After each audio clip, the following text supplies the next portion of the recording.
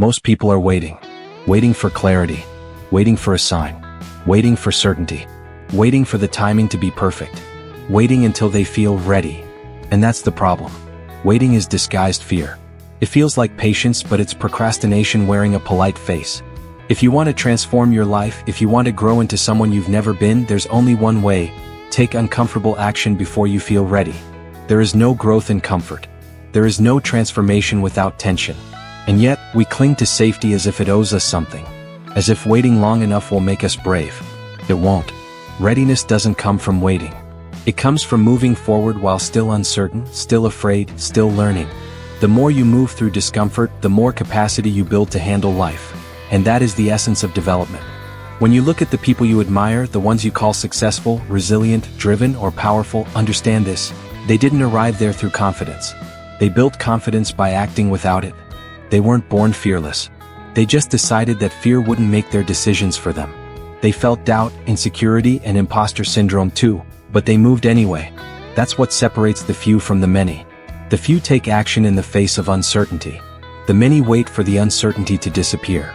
Taking uncomfortable action means doing the thing that stretches you, not the thing that soothes you. It means choosing growth over approval, courage over control, progress over perfection. It means speaking up when it's easier to stay silent, starting the project before you have all the answers, taking the leap before the bridge is fully built. It's messy, it's awkward, it's vulnerable, but it's real. And the growth you're chasing doesn't live in theory, it lives in those moments. The truth is, the mind craves safety. It will always overestimate the risk of discomfort and underestimate the cost of inaction. It will always tell you stories, you're not ready. What if you fail? What will people think? And unless you challenge those stories by doing the very thing you fear, they will control your life forever. You can't think your way into courage. You have to behave your way into it. You have to disprove your fear by acting against it.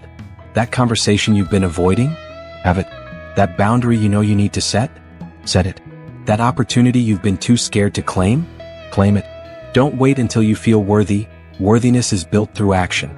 Every time you do something hard, something uncomfortable, you're not just building skill, you're sculpting identity. You're proving to yourself that you can handle challenge, that you can face fear, that you don't need permission to evolve. Most people live in what feels like a loop, thinking about the same dream, the same problem, the same what if, for years. But nothing changes. Because thought without action is a trap. It feels like movement, but it's stillness. Feels like planning, but it's postponing. The only thing that ends the loop is movement.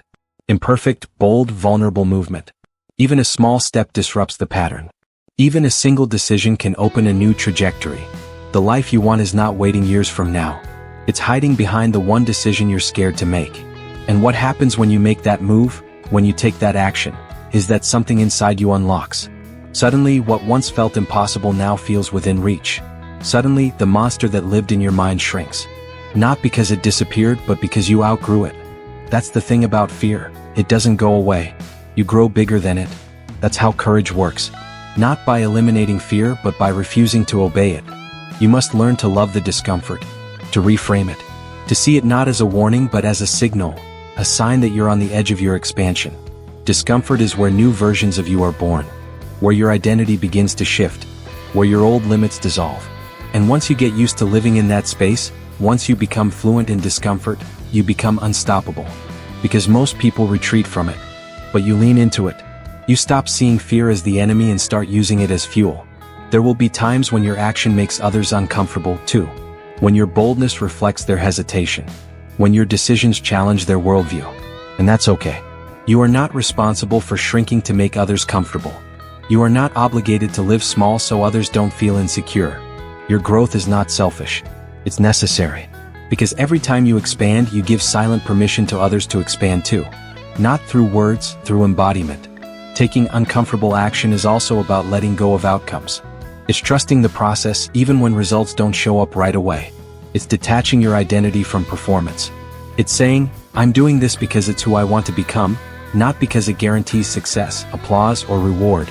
That kind of action, pure, principle-based action, is rare and powerful because it's rooted in alignment, not approval. And yes, you will fail. You will make mistakes. You will be misunderstood, judged, and rejected. But that's part of the path. Rejection is redirection. Failure is feedback. Mistakes are mirrors. They're not proof you're broken. They're proof you're trying. And every time you fail forward, you collect something valuable: data, resilience, clarity, strength. Every stumble becomes a stepping stone if you stay in motion. Because motion is magic. Motion breaks fear. Motion builds confidence. Motion creates opportunity. Taking uncomfortable action doesn't mean living recklessly or without thought. It means living with bold intention. It means trusting yourself enough to leap, not because the leap is safe, but because you've decided your growth matters more than your comfort. That your future matters more than your fear. That your purpose matters more than your pride. And the more you do this, the more you realize, readiness is a myth. No one ever feels 100% ready. Readiness is the lie your mind tells you to keep you safe. But growth was never meant to be safe. It was meant to be transformative. And transformation doesn't happen in stillness. It happens in motion. Uncomfortable, imperfect, beautiful motion. So go. Take the step. Have the conversation. Launch the idea. Change the routine. And the habit. Begin the journey. Start the thing you've been thinking about. Not next week. Not when you're confident. Not when you feel prepared. No. Move before you're ready. Move while your voice shakes. Move while your knees tremble. That is how you become who you were meant to be, one uncomfortable action at a time. We live in a world obsessed with productivity. A world that tells you to hustle harder, move faster, do more. But rarely does it tell you to listen, to pause and go inward. And yet, one of the most powerful tools for personal transformation is not another strategy or system. It's self-awareness. Not surface-level awareness where you recognize your habits, but deep awareness, the kind where you understand your triggers, your beliefs, your wounds, your patterns, your values, and your contradictions. The kind of awareness that doesn't just explain you but awakens you. Most people live on autopilot. They respond without reflection, react without understanding, repeat cycles without ever asking why. They confuse thought with awareness. But thinking isn't the same as knowing. And knowing isn't the same as understanding. True self-awareness requires presence. It requires silence. It requires the willingness to look at yourself honestly, not through judgment, but through truth. Because you can't change what you don't fully see. And what you avoid seeing controls you the most. Self-awareness is the foundation of every breakthrough. Because before you can shift your life, you must first see it clearly. You must know what drives you, and what holds you back. You must know when you're acting from alignment and when you're acting from fear. You must know when you're chasing validation and when you're honoring your truth. You must know the difference between your voice and the voices that raised you, shaped you, trained you. And that knowing, that radical knowing, changes everything. It changes how you show up in the world. It changes how you set goals, how you form relationships, how you respond to resistance. Because now, you're not just reacting to life. You're responding with intention. You're not just moving through the world, you're moving through it with self-leadership. You're making choices from consciousness, not conditioning. And that difference? It's everything. Becoming self-aware isn't always comfortable. In fact, at first, it's painful. Because you begin to see the ways you've sabotaged yourself. The patterns you've been repeating. The lies you've believed. The stories you've told yourself about what's possible, what you're worthy of, what you're capable of. You see the masks you've worn to survive. The people-pleasing, the avoidance, the numbing, the pretending. But that pain isn't punishment. It's purification. You have to go through it to free yourself from it. This work, the inner work, isn't glamorous. It doesn't come with applause. No one claps for the moment you realize your anger is just unresolved grief. No one celebrates the moment you admit your ambition was really a cry for approval. No one sees the moment you choose to forgive instead of hold on to blame. But those are the moments that shift your life. Quiet, sacred, unseen moments where you meet yourself. Not the version the world trained you to be, but the version you were born to become. Self-awareness teaches you to question everything. Not to be cynical, but to be sovereign. You begin to ask, is this belief mine, or did I inherit it? Is this desire mine, or is it conditioning? Is this path true to me, or is it a performance? You stop living life on someone else's script. You begin writing your own. Because once you become aware, you can't unsee. And that's both a blessing and a responsibility. You become aware of your energy, how it shifts, what drains it, what expands it. You start noticing what gives you peace and what creates friction. You start realizing that many of the things you thought were normal are actually toxic. The conversations, the habits, the environments, you start feeling it all more deeply. Because awareness is sensitivity. Not weakness, but a higher frequency of perception. You begin to feel truth. Not just understand it intellectually. You feel what's right. You feel what's wrong. You feel what's aligned. And that feeling becomes your compass. But here's the thing, awareness without responsibility leads to paralysis. Knowing something and not acting on it creates internal dissonance. You begin to feel stuck, heavy, conflicted. Because your mind knows the truth, but your behavior hasn't caught up. That's why awareness must be paired with integration. You don't just realize, you realign. You don't just see it, you shift it. You don't just observe your patterns, you challenge them. And that's where real transformation happens. This is also where you begin to reclaim your power. Because you stop blaming the world. You stop blaming your past. You stop blaming your parents, your boss, your ex, your circumstances. Not because they didn't influence you, they did.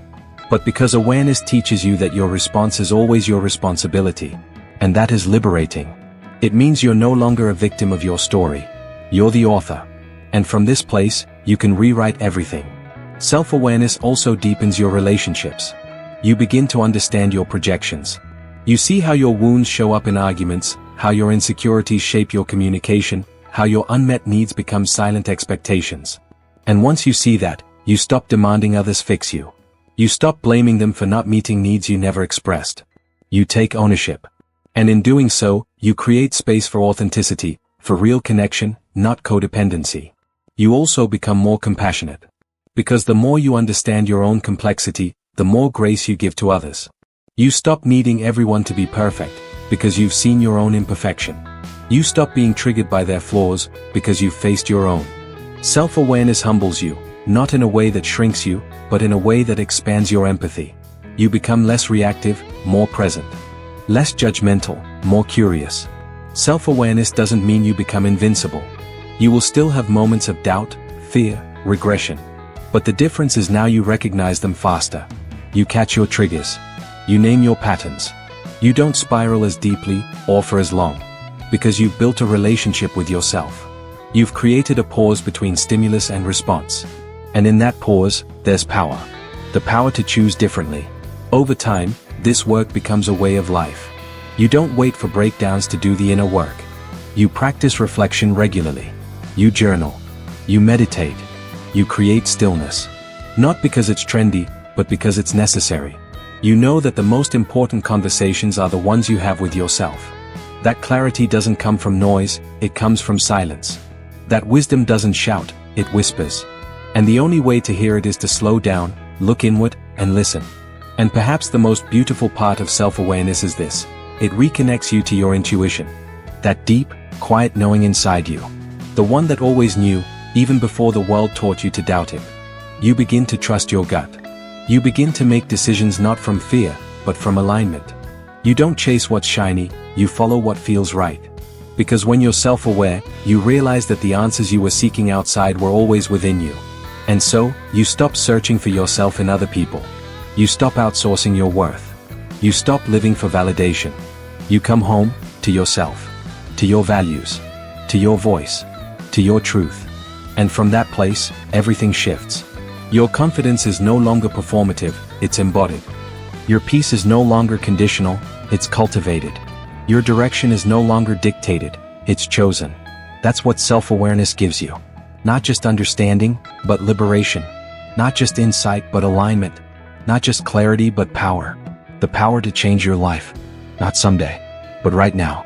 There comes a point in your personal growth journey when you must stop asking, what do I need to do? And start asking, who am I becoming? Because lasting change isn't about stacking habits or ticking off goals. It's about identity. True transformation doesn't happen when you force yourself to behave differently.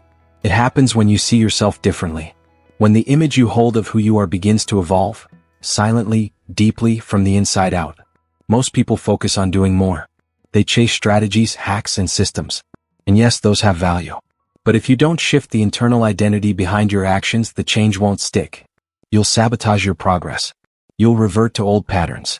Because your actions will always realign with who you believe you are. So the real question becomes, who are you committed to becoming? We all carry an internal narrative. A silent story about who we are, what we deserve, what we're capable of. Some of us learned early on to believe we weren't enough. Not smart enough, not disciplined enough, not lovable enough. And we didn't just believe it, we became it. We designed lives around those beliefs. Careers, relationships, habits, all shaped by an invisible self-concept. But here's the truth, identity is not fixed. It's formed. It's shaped every day by the decisions we make, the standards we set, the boundaries we enforce. It's not something you uncover, it's something you create. You are not bound to your past. You are not the same person you were 5 years ago, or even 5 minutes ago. You are a living, breathing process of becoming. And the most powerful question you can ask yourself is, who is the version of me that already has the life I want? Not what they have, but who they are. How do they think? How do they speak to themselves? How do they handle resistance, criticism, boredom, fear? What do they say no to? What do they protect with their energy? When you shift from chasing results to embodying identity, everything changes. You stop trying to willpower your way into growth. Instead, you align your behavior with a new self-image. You start showing up differently. Not because you're forcing it, but because it's who you are now. And here's where it gets profound. When you begin to behave like the version of yourself you want to become, the world starts responding differently. Opportunities shift. Relationships evolve. Energy changes. Because the external world reflects the identity you project. Most people never make this shift. They stay stuck in trying to be confident, trying to be consistent, trying to be disciplined. But trying is rooted in the belief that you are not yet that person. It's subtle but powerful. You say, I'm trying to be disciplined, and your subconscious hears, I'm not disciplined yet. But when you say, I am someone who follows through, everything changes. Because your identity becomes the foundation, not the obstacle. Becoming the person you're meant to be requires letting go of the version you've been clinging to. And that's not easy. We form attachments to our limitations.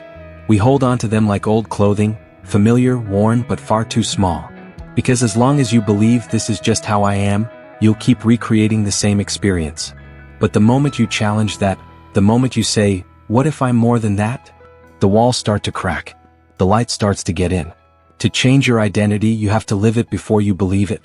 You have to take actions that feel unfamiliar. Speak truths that feel awkward. Set standards that feel bold. Not because you're faking it, but because you're practicing it. You don't become by waiting. You become by behaving. Day by day. Decision by decision. You train your brain to see a new self. And over time, it becomes your reality. But identity isn't just about adding new traits. It's also about subtracting the false ones. The labels you didn't choose but internalized. The roles you were assigned not aligned with. The stories you inherited not authored. Every time you say, that's just how I've always been, ask yourself, who told you that? And more importantly, does it still serve you? Because most of what you call truth is actually just repetition. And repetition isn't destiny. It's a habit. Habits can be changed. Your environment matters here. The people you surround yourself with either reinforce the old identity or reflect the new one. If you're serious about becoming a new version of yourself, you must curate your circle. Be around people who see you, not for who you've been, but for who you're becoming. People who remind you of your highest self, not your history. People who challenge your excuses, not enable them. People who normalize excellence, not mediocrity. And remember, becoming isn't a straight line. Some days you'll feel like you're becoming someone powerful, resilient, clear. Other days you'll feel like you've regressed. That's normal. Identity is built in layers, in spirals, in repetitions. You're not failing, you're integrating. You're learning how to stay in alignment even when old triggers resurface. That's part of the work. That's part of the becoming. Don't wait until the world reflects your new identity. Reflect it before the world does. Speak like it, act like it, think like it, and most of all, believe it, even when the evidence hasn't shown up yet. Because the evidence doesn't come before belief. It comes because of belief. That's how you bend reality. Not with delusion, but with devotion. The version of you you're becoming already exists in potential. Your job is to bring it into reality through consistency, through integrity, through intention. Not once, but daily. With quiet choices, with private decisions, with unwavering self-respect. Because every time you honor your new identity, even in small ways, you deepen the groove. You rewrite the code. You shift the trajectory. And one day you'll look back and realize, you didn't just build a new life. You became someone new. Not because you were broken, but because you were becoming.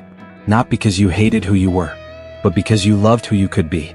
And that, right there, is the most powerful force in personal development, becoming your future self, on purpose. And now, here you are, standing at the edge of everything you've been and everything you could be. You've walked through the fire of truth, faced the weight of your old beliefs, and confronted the invisible ceilings you never realized were there. You've peeled back layers of habit, fear, doubt, and noise, not to become someone else, but to finally remember who you were before the world told you who to be. This journey of personal development is not a race to perfection. It's a homecoming. A return to your power, your clarity, your voice. It's about building a life that doesn't just look good from the outside, but feels true from the inside. A life rooted in values, not validation. In purpose, not pressure. In self-respect, not self-sacrifice. Because real power isn't loud. It doesn't scream for attention or beg for permission. Real power is calm. It's presence. It's knowing who you are when no one's watching. It's keeping your promises to yourself when it would be easier not to.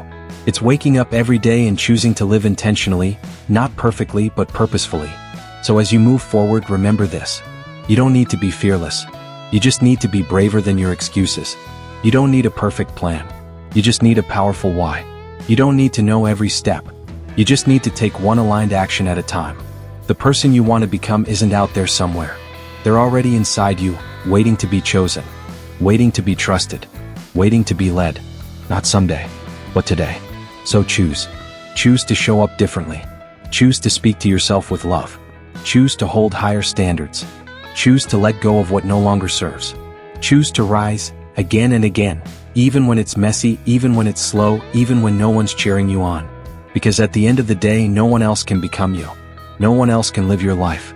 No one else can walk your path. This is your story, your season, your becoming. And it's just getting started.